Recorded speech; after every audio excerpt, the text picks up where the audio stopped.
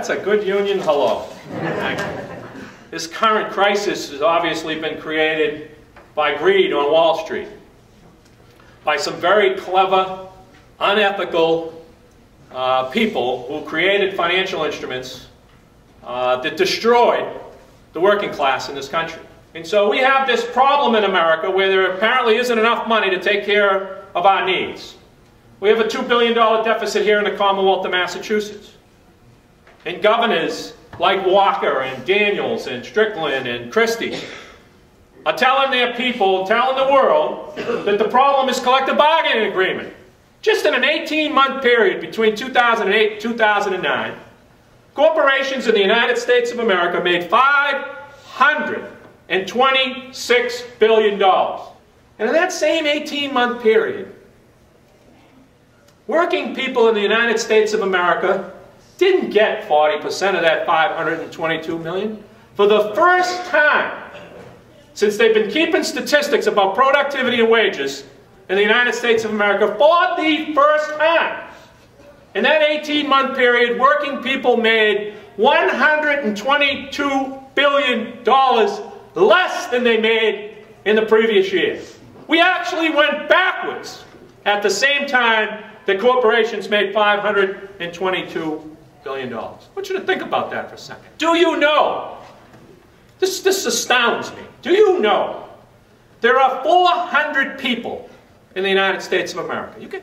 Those 400 people make more money than 150 million American workers. I didn't say that incorrectly. I want you to think about that for a second. 400 people make more than 150 million Americans. A meager 1% of the citizens in the United States of America, you can get your arms around this, hold 40% of the wealth in the United States of America. A mere 1%.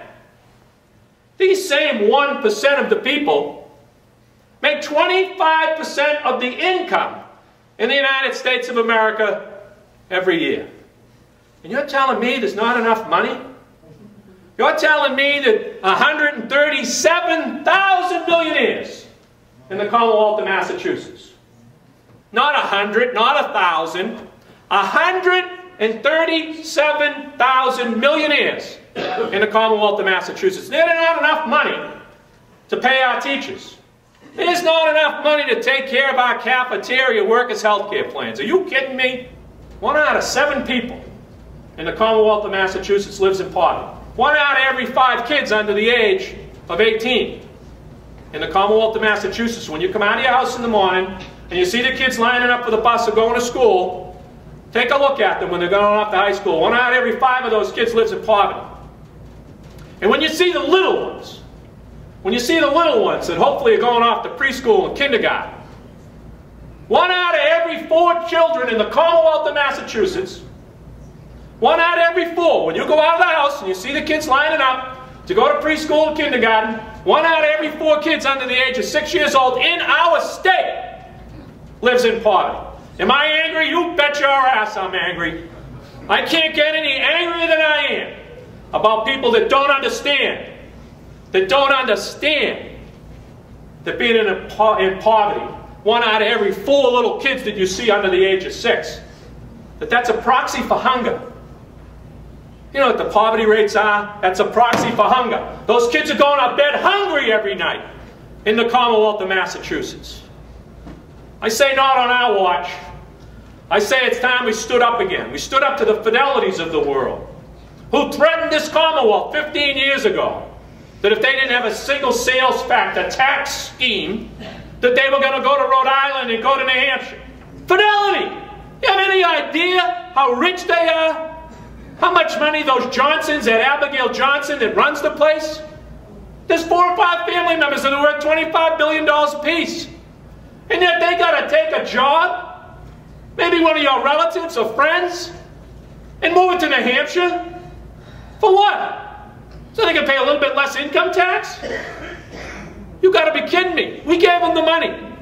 We in Massachusetts spend $650 $128 million more dollars on economic development to companies that won't tell us where the jobs are than higher education. We give Fidelity more money than we give to Springfield Tech and Holyoke Community and the University of Massachusetts. What's the matter with us?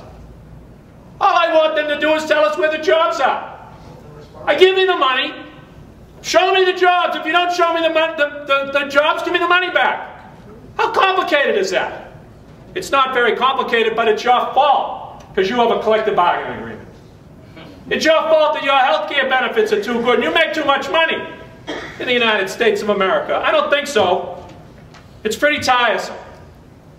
And we've got to fight back. We've got to stand up. I want you to go back to work tomorrow. And I want you to challenge every single worker you find. Every friend, every relative that complains about our government, that complains about a union. Don't let them go unchallenged. Tell them your story. Tell them about your kids. Tell them about your parents. Tell them about public service. Tell them about veterans. Tell them that this country is of, by, and for the people and not for corporations. We got to fight back. We got to fight back now. We can't let them have our country. We need to take it back, and we need to take it back now.